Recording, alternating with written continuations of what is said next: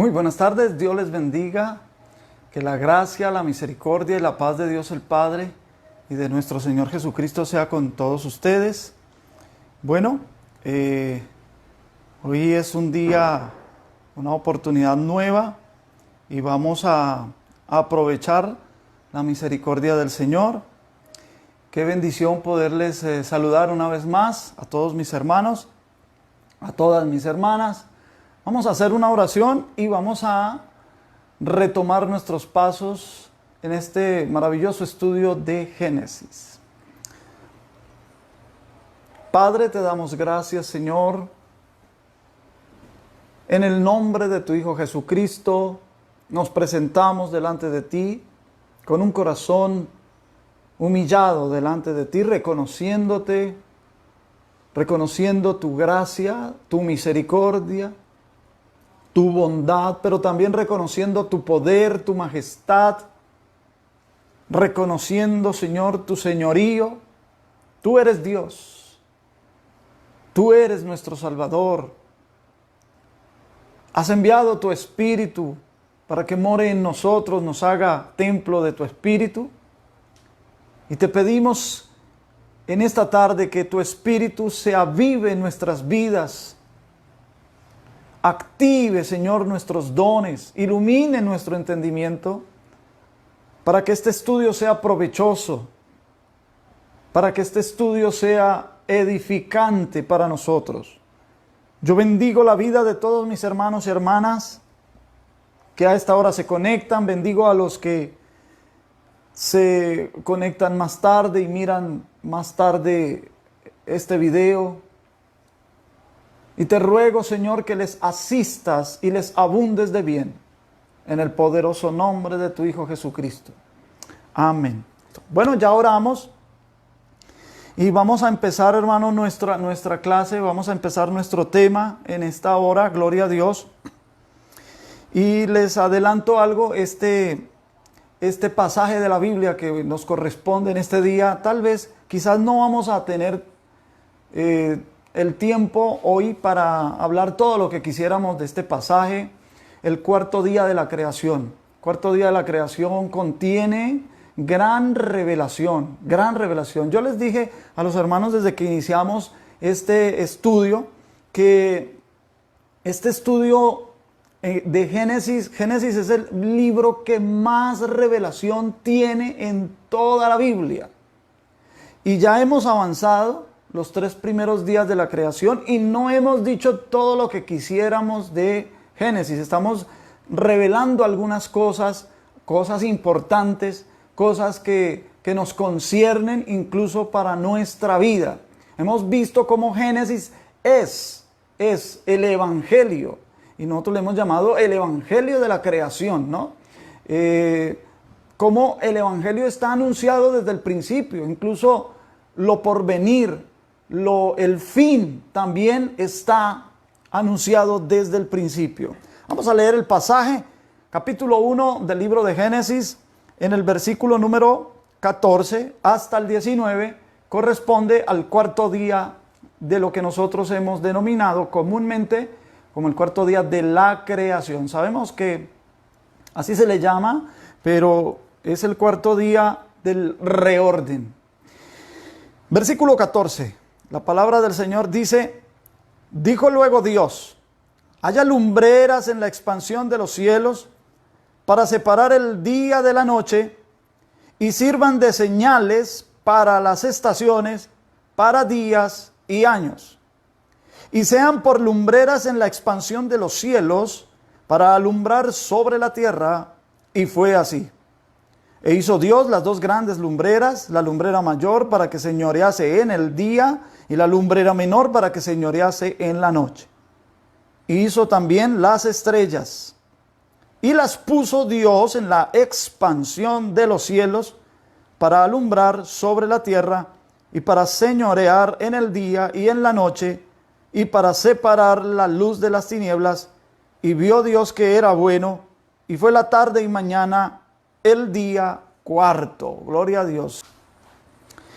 Muy bien, entonces lo primero que vamos a aprender hoy es que la Biblia en Génesis utiliza tres palabras que son sinónimas, y estas tres palabras que son sinónimas hay que saberlas distinguir.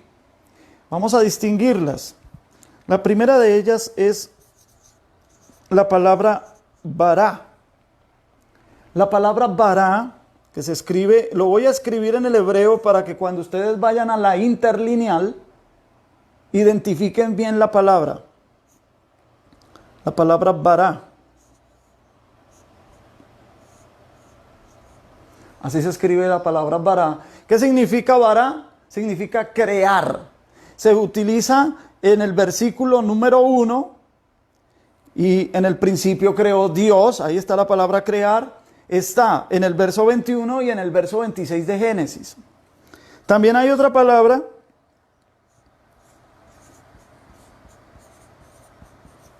La palabra yatzar. La palabra yatzar se escribe de esta manera.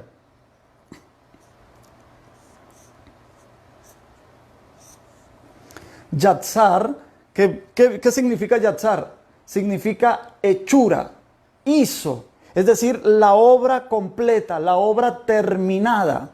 Tú puedes leer en Génesis 1:31 y vio Dios todo lo que había hecho, todo lo que había hecho, no dice todo lo que había creado, sino que dice todo lo que había hecho. Esa es una palabra que aparece en el versículo 16 de nuestro pasaje. E hizo, ahí está la palabra yatzar, e hizo Dios las dos grandes lumbreras, hizo también las estrellas, hizo, hechura, obra terminada. Pero resulta que entre esta palabra y esta hay otra palabra que es la palabra asá.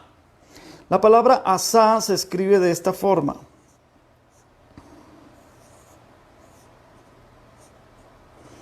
Y esa palabra asá termina en hei. ¿Qué significa la palabra asá? Significa formación, formar. De manera que, bueno, estas tres palabras, voy a borrarlas estas tres palabras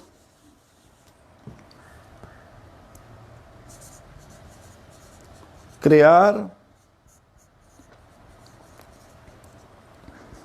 formar y hechura, estas tres palabras indican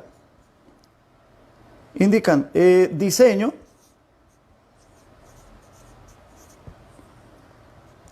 este es el proceso,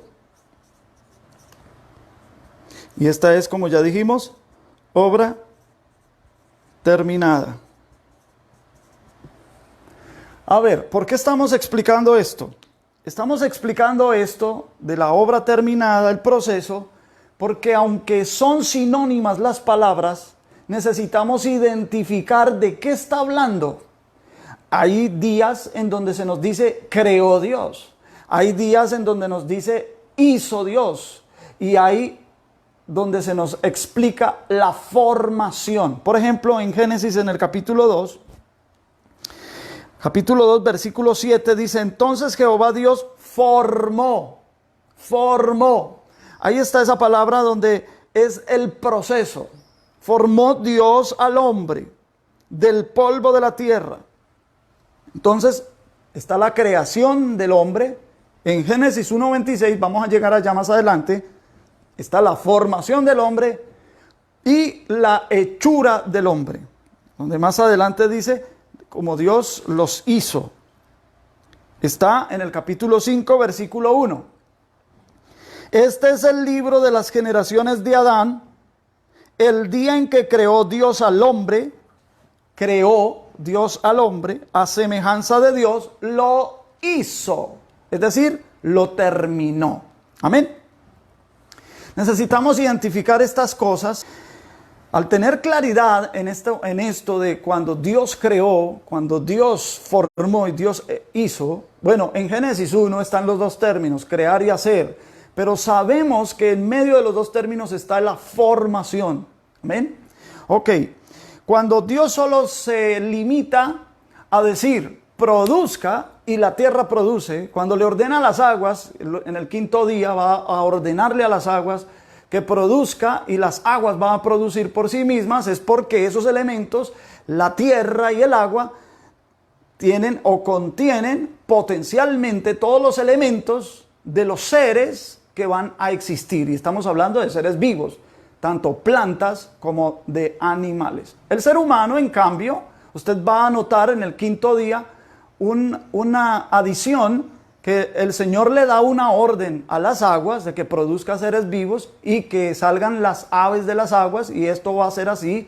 Pero luego dice, y creó Dios los grandes monstruos marinos. Entonces, al introducir una creación en medio de una orden de producir, indica que Dios hace un diseño especial para unos seres especiales que van a vivir acuáticamente.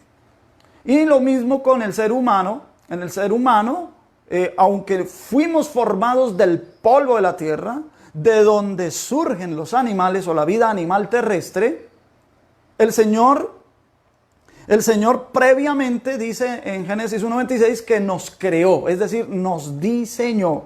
Esto es indicación, si la palabra crear aparece en Génesis 1, es indicación que no había venido a la existencia. Por lo tanto, mis queridos hermanos, esto es de suma importancia y más adelante vamos a saber por qué es de suma importancia. Gloria sea al Señor. Muy bien, entonces volvamos a nuestro pasaje. Génesis 1, verso 14. Dijo luego Dios, todo fue creado, todo fue reordenado por la palabra de Dios. Dijo luego Dios, haya lumbreras en la expansión de los cielos. La palabra lumbreras viene del hebreo meorot, que es el plural de meor o meor, que significa lámparas. De ahí viene la palabra menorá. Entonces, que menorá es el candelero de los 7 brazos. Haya lumbreras en la expansión de los cielos, y sabemos que el sol, la luna y las estrellas, que es a esto que se refiere, están fuera de nuestra atmósfera. Por lo tanto, ellos hacen parte de una raquía diferente a la raquía que es nuestra expansión, que es lo que hay entre las aguas de abajo y las aguas de arriba. Y dice, para separar el día de la noche y sirvan de señales para las estaciones, para días y años. Entonces tengo que aclarar algo. Cuando tú vas al texto original, y hoy por hoy lo podemos hacer por la internet, tú puedes ir a Google, ya les expliqué cómo manejar la herramienta, buscas Biblia interlineal y allá buscas en el Antiguo Testamento, libro de Génesis, capítulo 1, versículo número 14, y allí vas a encontrar que en el original dice, para separar el día de la noche y sirvan para señales. En nuestras Biblias en el español dice, sirvan de señales. Cuando nosotros leemos en el español y dice, sirvan de señales para las estaciones, significa que esas señales están al servicio de las estaciones, están al servicio de los días y están al servicio de los años. Así es como lo pudiéramos entender en nuestra gramática. Pero cuando vamos al original y descubrimos que ahí no dice y sirvan de señales, sino dice sirvan para señales. Entonces vas a encontrar allí la letra lamed. La letra lamed, cuando está solita antes de una palabra, está indicando una preposición. ¿Cuál preposición? La preposición para. Y vas a encontrar esta letrica sola en ese texto cuando dice y sirvan para, lamed, señales, para estaciones, para días y años. Esto es importante, descubrir la gramática de la esencia del original. Ya nos vamos a dar cuenta por qué.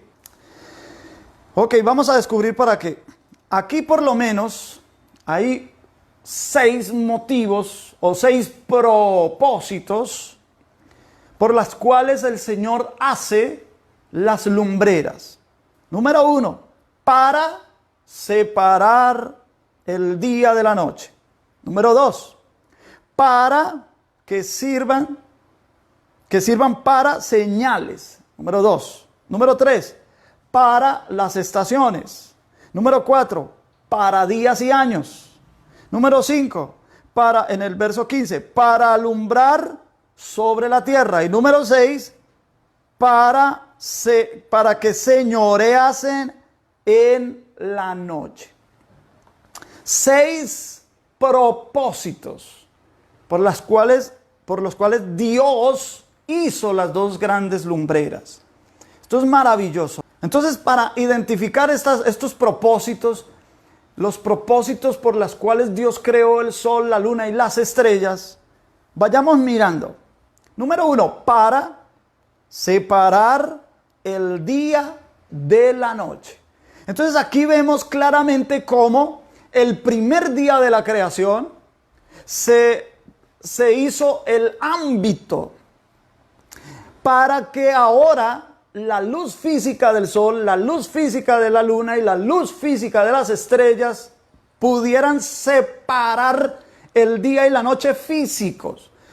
Recordarán ustedes que en el verso 3, y dijo Dios, sea la luz, y fue la luz, y vio Dios que la luz era buena, y separó Dios la luz de las tinieblas, y llamó Dios a la luz día, y a las tinieblas llamó noche, y fue la tarde y mañana de un día. Esto es una manifestación espiritual para luego repercutir en una realidad física. Siempre esto, hermanos, desde el inicio de la revelación divina, que es Génesis, desde el principio se nos da a conocer este conducto regular de las realidades. Cuando estamos hablando de las realidades, estamos hablando que hay 3 realidades. ¿Se acuerdan? 3 realidades. La realidad relativa, que es la nuestra, la realidad total, que es la espiritual, y la realidad absoluta, que es la de Dios. Ahí nadie se puede meter, nadie puede escudriñar nada.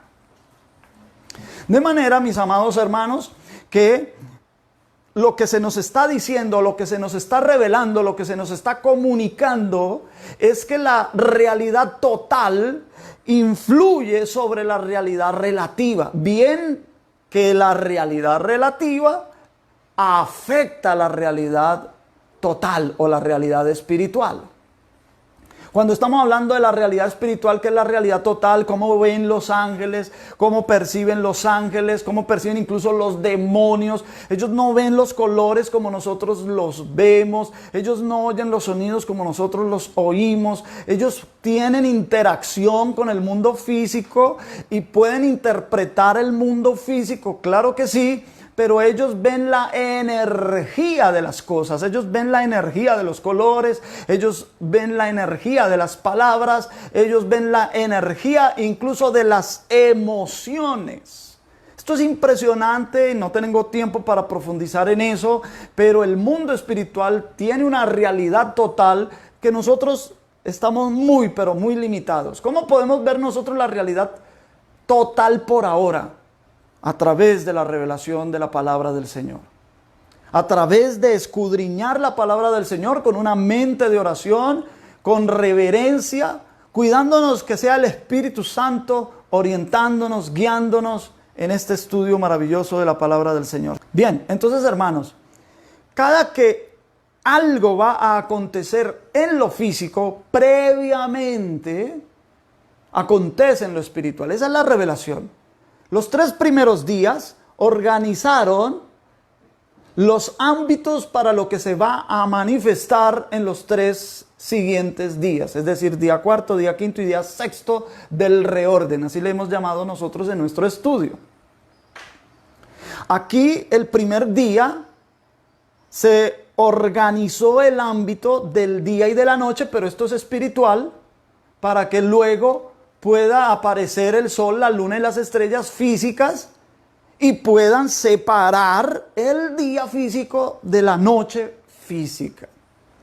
Luego el segundo propósito es y sirvan para señales. Y aquí nos vamos a detener un poquito, mis amados hermanos, porque hay mucho por decir de esto.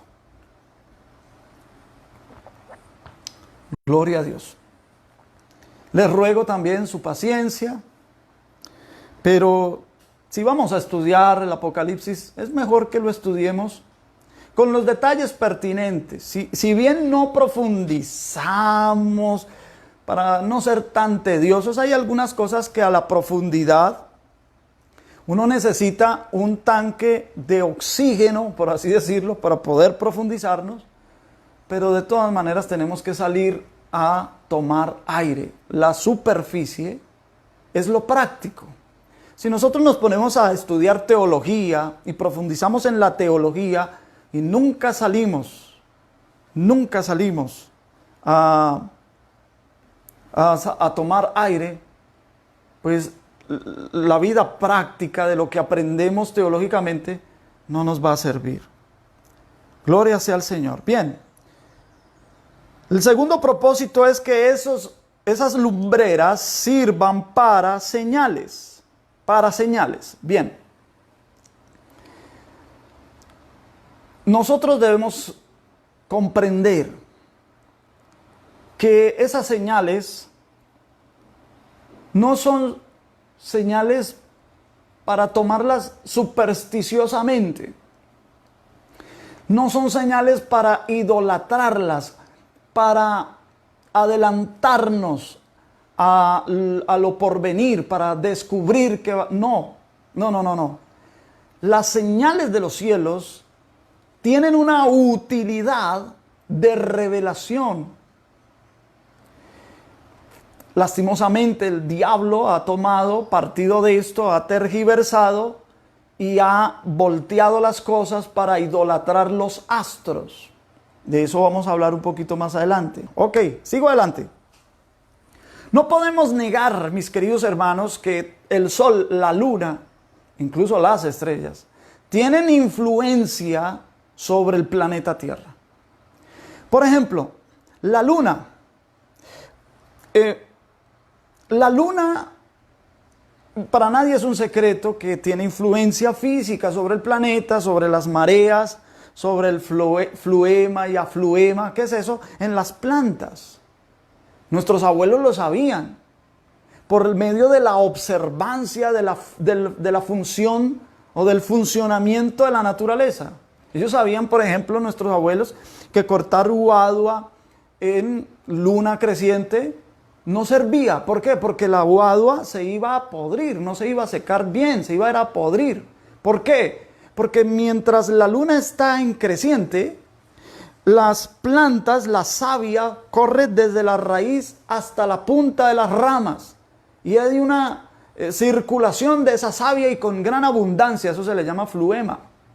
Cuando la luna está menguando, entonces hay afluema, es decir, vuelve la savia y retorna, y es tiempo de poder cortar la madera, de cortar la guadua, por ejemplo, para que tenga un secado óptimo y se pueda usar para lo que quieran usarlo, ¿verdad que sí? Lo mismo para saber cuándo se siembra, para que haya optimización. Bueno, esta cosa no es caprichosa, hermano. Este conocimiento no es caprichoso. Este conocimiento lo sabían nuestros abuelos. Repito, a través de la observancia del funcionamiento de la naturaleza. Pero la Biblia revela eso. Y no podemos negarlo, mi querido hermano. No podemos negarlo. Ahora, el Sol. Hay algo que se llaman las órbitas keplerianas. Gracias a nuestro hermano en Cristo, Johannes Kepler. Nuestro hermano en Cristo, de origen alemán, que vivió por allá en el siglo XVI. Él no solamente habló de la elíptica, porque el planeta Tierra no orbita el Sol como un círculo y no lo orbita en un plano respecto al ecuador del Sol, no, sino que la trayectoria es elíptica, es decir, una circunferencia alargada. Voy a dibujarla aquí un momento en el tablero, voy a valerme del tablero en esta hora. Este es el Sol y aquí es el ecuador del Sol. Entonces la elíptica es algo así. Es una circunferencia alargada. Habrá momentos en que el planeta Tierra está más lejos del Sol. Y a esa posición se le llama solsticio. Solsticio.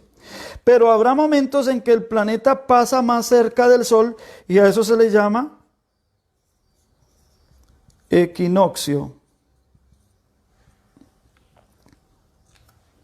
Entonces, cuando el planeta está más alejado del Sol, es diferente que cuando el planeta va más cerca del Sol. El planeta va cerca del Sol cuando va cortando el ecuador del Sol. Y a eso se le llama equinoccio y a esto se le llama solsticio. En los solsticios estará el invierno o el verano de acuerdo a la latitud. En la parte superior, cuando la Tierra está en la parte superior, por así decirlo, respecto al ecuador del Sol, está en la parte y está alejado, entonces será invierno para la latitud o los países de latitud norte y será verano para los países de latitud sur. Cuando está en el solsticio de verano, se le llama verano porque los países de latitud norte disfrutarán del verano, mientras los países de latitud sur disfrutarán del invierno. Como el eje de la Tierra es inclinado, nosotros estamos en una zona tropical y para nosotros el concepto de verano, invierno, es temporadas de lluvia. Gloria al Señor.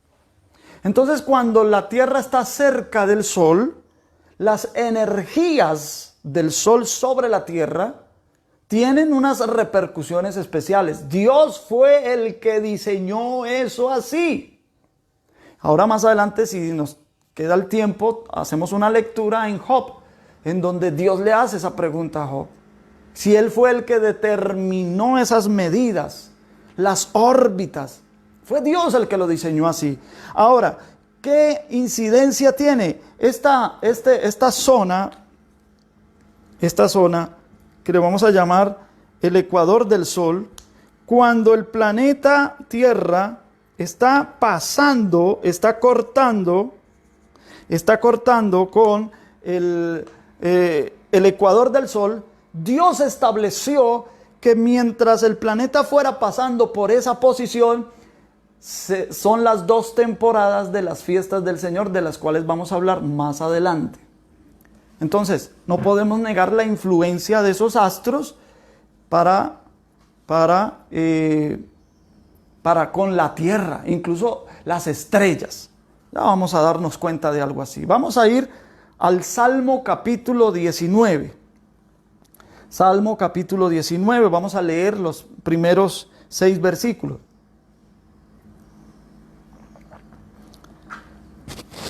Yo leo: los cielos cuentan la gloria de Dios, y el firmamento, esta palabra firmamento es raquía, la misma de Génesis. Los cielos cuentan la gloria de Dios. Pareciera que no contaran nada. Pareciera que son simplemente astros, son sencillamente estrellas. ¿Ah? Pero dice que ellos cuentan. Sí, son solamente astros, sí lo son, pero también Génesis dice que sirven para señales. ¿Y qué es lo que ellos señalan? ¿Qué señalan? La gloria de Dios. ¿Y quién es la gloria de Dios? Vamos a ir a Hebreos, no pierda el libro de los Salmos. Hebreos en el capítulo 1, versículo 3. Hebreos capítulo 1, versículo 3 dice: voy a leer desde el 1 para que tenga sentido. Estamos presentando los testigos bíblicos. Saludos a Dieguito Delgado, 1000 bendiciones desde Cúcuta. Gloria al Señor. Un abrazo. Dios, habiendo hablado muchas veces y de muchas maneras en otro tiempo a los padres por los profetas, en estos postreros días nos ha hablado por el Hijo. Por el Hijo. Este es el tema de estos versículos. A quien constituyó heredero de todo y por quien asimismo hizo el universo, no solo la tierra, el universo completo. Versículo 3, el cual, es decir, no el universo, sino el Hijo, el cual, siendo el resplandor de su gloria y la imagen misma de su sustancia. ¿Quién es la gloria de Dios, hermano? Jesucristo. Volvamos al Salmo 19. Entonces, los cielos cuentan la gloria de Dios. ¿Quién es la gloria de Dios? Jesucristo es la gloria del Dios invisible. Los cielos tienen una historia que contar. Hermanos queridos, yo debo decirlo y lo digo con mucha propiedad, también con mucha responsabilidad. Dios ubicó las estrellas en la posición en la que están. A todas ellas el Señor conoce por su nombre. La intención de Dios es que esas estrellas contaran algo. Que esos cuerpos celestes contaran algo. ¿Qué contaran? La gloria de Dios. Y el firmamento, es decir, la raquía, esa raquía exterior allá del espacio exterior, anuncia las obras de sus manos. Las Mazorot, así se llaman en hebreo a las constelaciones. Las constelaciones han sido estudiadas por las culturas desde la antigüedad. Es decir, incluso desde antes del diluvio. Las civilizaciones prediluvianas, antediluvianas, observaban el cielo.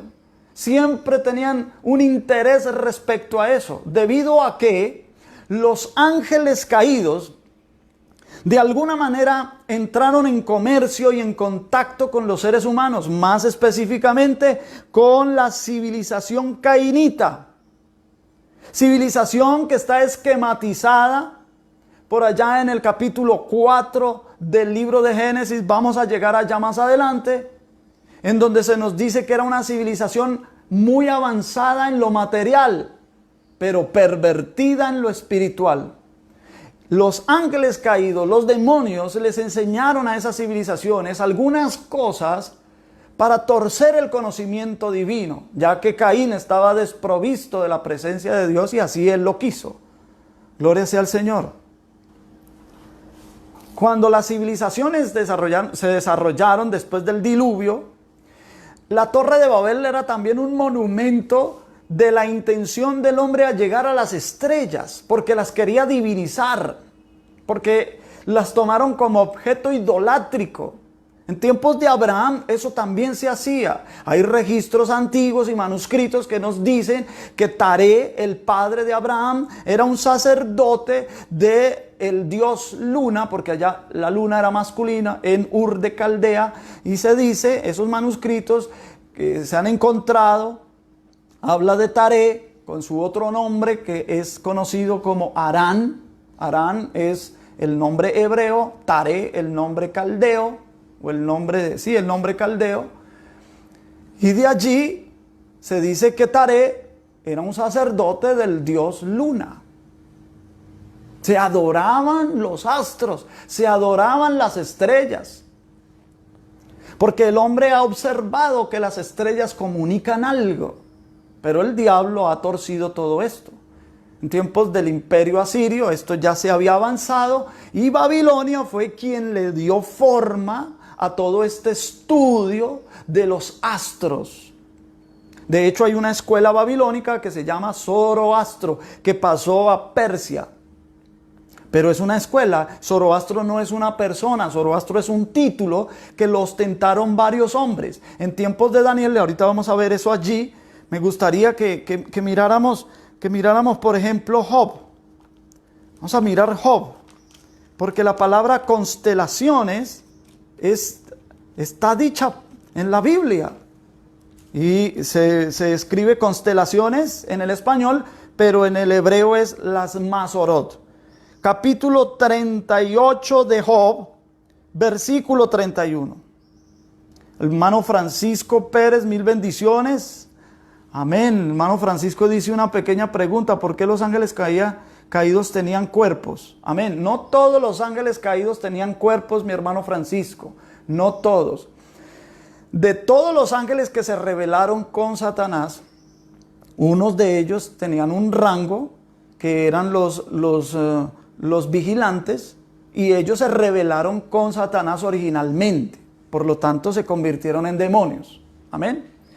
Pero hubo otros ángeles que no habían pecado en la rebelión original, eran buenos, eran santos, venían a ayudar a los hombres, pero ellos se pervirtieron. Ellos también eran de los vigilantes. Se llaman vigilantes por lo de Daniel, capítulo 4, allá se llama a ese rango de ángeles los vigilantes. Se les llama así porque ellos se convertían o tenían la facultad dada de Dios de poder tomar cuerpo material, cuerpo físico, para ayudar a los ángeles. Pero Génesis capítulo 6, de eso vamos a estudiar cuando lleguemos al capítulo 6, Dios mediante. Y esos ángeles que podían tomar cuerpo, se pervirtieron tomando mujeres y pecando gravemente. Ellos también fueron puestos en prisiones eternas. Así lo dice Judas, así lo dice Pedro. No voy a profundizar más, solo le contesto para hacer una referencia de paso. Amén. Gloria al Señor. Entonces, Job capítulo 38, versículo 31. ¿Podrás tú atar los lazos de las Pléyades? Dice Dios. Dios le pregunta eso a Job. En tiempos de Job, hay que entender que Job fue contemporáneo entre Isaac, entre Esaú. Por ahí en eso está el tiempo en que vivió Job. Eso lo sabemos porque hay una cronología y una genealogía en el libro de las Crónicas, y allá se menciona a Job como uno de los reyes de la tierra de Edom. Es decir, él era un descendiente temprano de Esaú, y fue un rey en la tierra de Edom antes que hubiera rey en Israel. Pero Crónicas lo llama Jobab, es decir, como padre de Job. Y Job significa el indicado, algo así. No estoy seguro ahorita del significado de Job. Bueno, me parece que es eso, el padre del indicado. No me crean a mí, hermanos, estoy dando algo, vagamente lo recuerdo. Sigo leyendo. Quiero decir que, ¿por qué estoy diciendo que era en tiempos patriarcales? Este conocimiento ya se tenía en tiempos patriarcales. Las Pléyades. ¿Saben ustedes qué son las Pléyades? El conjunto de estrellas que hay y que forman parte del cuello de otra constelación que se llama y que hace parte del famoso zodíaco. Y ahorita vamos a hablar de eso, de qué es el zodíaco. Esas estrellas hacen parte del cuello de una constelación que en la Biblia se llama Rosh, cabeza, buey, toro. Y que en el latín, porque el Imperio Romano latinizó los nombres de las constelaciones, se le conoce comúnmente como Tauro. Pero la Biblia habla de las constelaciones y les da nombre en las constelaciones, están por aquí, por allá. Y voy a ver cómo organizo para dejar en el muro esa información. Claro que yo dejé un cuadrito donde están los 12 nombres de los hijos de Israel con los 12 apóstoles. Ahí están los nombres en hebreo y en latín de las 12 constelaciones. Son esas dos, no son las únicas constelaciones. Son las 12 constelaciones que están detrás de la trayectoria del Sol. Por ejemplo, cuando la Tierra está aquí, miramos el Sol, detrás del Sol hay unas estrellas. Pero en este círculo hay 12 constelaciones que se pueden observar, y esas 12 constelaciones son las que se le han llamado zodíaco. Se le ha llamado desde el Imperio griego, no en la Biblia. La Biblia las llama Mazorot.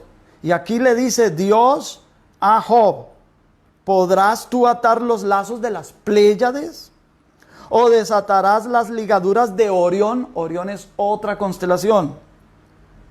¿Sacarás tú a su tiempo las constelaciones? ¿Se da cuenta? Si el Señor le está preguntando a Job, ¿sacarás tú a su tiempo a las constelaciones, a las Mazorot? Quiere decir, tú no lo puedes hacer, el que lo puede hacer soy yo. En otras palabras, Dios le está diciendo eso a Job. Dios fue el que organizó las constelaciones, fue el que las puso y supo dónde las iba a poner con el objeto de que revelaran una historia.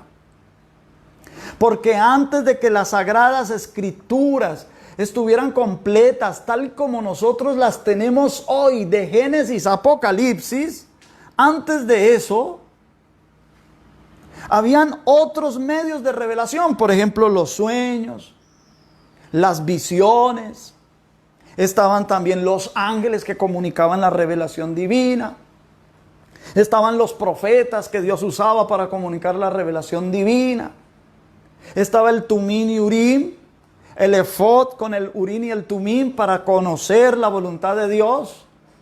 Todas estas eran disposiciones dadas por Dios para revelar su voluntad, para dar revelación a los hombres. Y no siempre se los dio a los hombres de Dios, se los dio a los hombres impíos. Se lo dio a Faraón, sueños le dio a Faraón en tiempos de José. Se lo dio a Nabucodonosor en tiempos del profeta Daniel, sueños. Eran medios de revelación. Las estrellas también, es lo que estamos viendo. Dice así, verso 32. ¿Sacarás tú a su tiempo las constelaciones de los cielos? ¿O guiarás a la Osa Mayor, otra constelación, Osa Mayor, con sus hijos? ¿Supiste tú las ordenanzas de los cielos? ¿Supiste tú las ordenanzas de los cielos? Los cielos tienen una ordenanza, o mejor, ordenanzas de Dios. Y dispondrás tú de su potestad en la tierra, de su potestad. A ver, volvamos a leerlo. Dispondrás tú, Job, le está diciendo Dios a Job, tú, Job, puedes disponer de su potestad. ¿Cuál potestad? De la potestad de los cielos en la tierra. Los cielos tienen una potestad en la tierra. Porque en Génesis 1:16 dice, para que señoren en el día y en la noche. Ellos tienen un cierto señorío. Y no es que Dios les haya dado un señorío sin límites. No estamos entrando a un determinismo. Nosotros no somos deterministas. Nosotros somos creyentes en Dios Todopoderoso. Un Dios que si quiere para el sol, para la luna o la devuelve. Como es los registros bíblicos. En tiempos de Josué paró el sol, la luna, paró todo el sistema. Dios tiene el poder. En tiempos de Isaías y en la enfermedad de Ezequías retrocedió la tierra porque la sombra retrocedió 10 grados.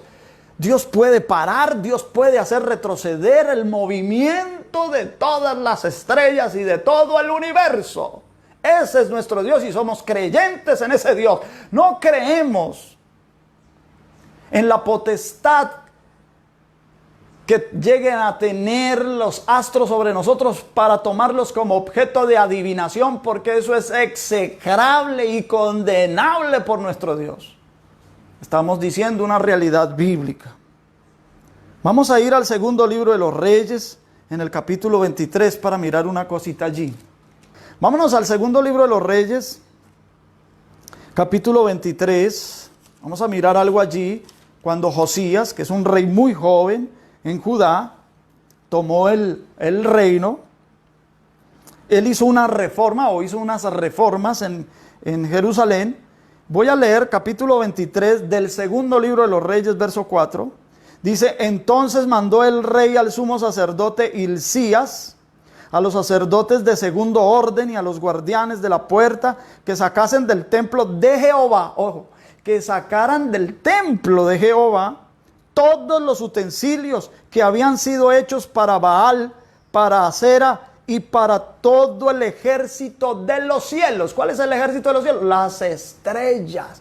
O sea, ellos adoraban las estrellas y dice, y los quemó fuera de Jerusalén en el campo del Cedrón o el valle de Cedrón, e hizo llevar las cenizas de ellos a Betel. Verso 5. Y quitó a los sacerdotes idólatras que habían puesto los reyes de Judá para que quemasen incienso en los lugares altos, en las ciudades de Judá y en los alrededores de Jerusalén, y asimismo a los que quemaban incienso a Baal, al sol, a la luna y a los signos del zodíaco y a todo el ejército de los cielos. Le quemaban incienso a eso, como si fueran Dios. Josías terminó con esa idolatría en Jerusalén. Pero aquí es interesante y también se recalca lo que hemos venido diciendo incluso desde las enseñanzas de Apocalipsis, que Casiodoro de Reina, que fue el que tradujo al castellano la Biblia, tomó de un códice muy tardío, que eso fue en 1516, se publicó el Textus Receptus de Erasmo, que fue una traducción que él hizo del latín al griego. ¿Por qué aparece la palabra zodíaco aquí en Reyes? Eso no lo pudo haber escrito Jeremías. Jeremías fue el que escribió el primero y el segundo libro de los Reyes. Porque esto de zodíaco, y está en la Biblia, pero es una palabra griega. ¿Por qué está aquí la palabra zodíaco? Porque Casiodoro lo tradujo del texto griego de Erasmo. Eso fue por ahí en el año 1516. Un año más tarde explotaría todo, si se me permite la expresión, todo lo que fue el movimiento de la Reforma. Amén. Pero esta palabra original no está en el original, esta es Mazarot. Los que le quemaban incienso a Baal, al sol, a la luna, a los signos de las Mazarot y a todo el ejército de los cielos. Ahora acompáñeme a Isaías en el capítulo 47. Isaías capítulo 47. Vamos a leer un texto allí. Isaías 47 en el verso 13. Vamos a leer 12 y 13 para que tenga sentido, pero nos interesa el 13. Esto es una profecía de Dios a través del profeta Isaías a Babilonia. A Babilonia. Eso se dio más o menos unos 90, 100 años antes de que Babilonia invadiera Jerusalén. Y ya había una profecía contra Babilonia, la caída de Babilonia. Y mire lo que dice el verso 12. Estate ahora en tus encantamientos. Dios le dice a Babilonia, estate ahora en tus encantamientos y en la multitud de tus hechizos. ¡Wow! En los cuales te fatigaste desde tu juventud. Y aquí hay un lenguaje, ¿cómo se dice? Sarcástico. Quizá podrás mejorarte. Quizá te fortalecerás. O sea, siga así, a ver. Verso 13. Te has fatigado en tus muchos consejos. Comparezcan ahora y te defiendan los contempladores de los cielos y los que observan las estrellas, los que cuentan los meses para pronosticar lo que vendrá sobre ti. Eso lo condena Dios. Ciertamente las estrellas sirven para señales y cuentan una historia, pero no puede ser una historia fuera de lo que ya está revelado en las Sagradas Escrituras. Para eso Dios las puso allí, para que dieran testimonio, para que cuando tú leas Romanos capítulo 1, para que cuando tú haces esa lectura de todo el capítulo, no tenemos el tiempo para ir allí, pero tú haces esa lectura, Pablo dice que a través de la creación el hombre se puede dar cuenta que hay Dios y el hombre no puede excusarse. Las cosas, su eterno poder, su deidad pueden ser fácilmente observadas en la creación del universo. de modo que no tienen excusa. Estoy citando de memoria, perdóneme, pero usted lo puede hacer. Una lectura más juiciosa, con tiempo, Romanos capítulo 1. La creación cuenta la gloria de Dios. El firmamento anuncia las obras de sus manos. Pero vamos a mirar Daniel, que ya Daniel es posterior a Isaías. Daniel sí fue cautivo, llegó a Babilonia, incluso superó a Babilonia y quedó para Medo-Persia también como un dignatario en esos dos imperios. Capítulo 2 de Daniel. Miren, observemos lo que está pasando. Dice así: en el segundo año del reinado de Nabucodonosor, tuvo Nabucodonosor sueños y se perturbó su espíritu y se le fue el sueño. Hizo llamar el rey a magos. Esa palabra magos aparece en Mateo capítulo 2, magos. Astrólogos, porque magos significa científicos. Magos, astrólogos, encantadores y caldeos, para que le explicasen sus sueños. Vinieron pues y se presentaron delante del rey. Y el rey les dijo: he tenido un sueño, y mi espíritu se ha turbado por saber el sueño. Entonces hablaron los caldeos al rey en lengua aramea: Rey, para siempre vive.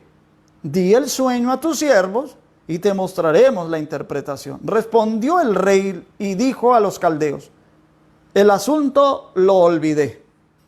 Si no me mostráis el sueño y su interpretación, seréis hechos pedazos y vuestras casas serán convertidas en muladares.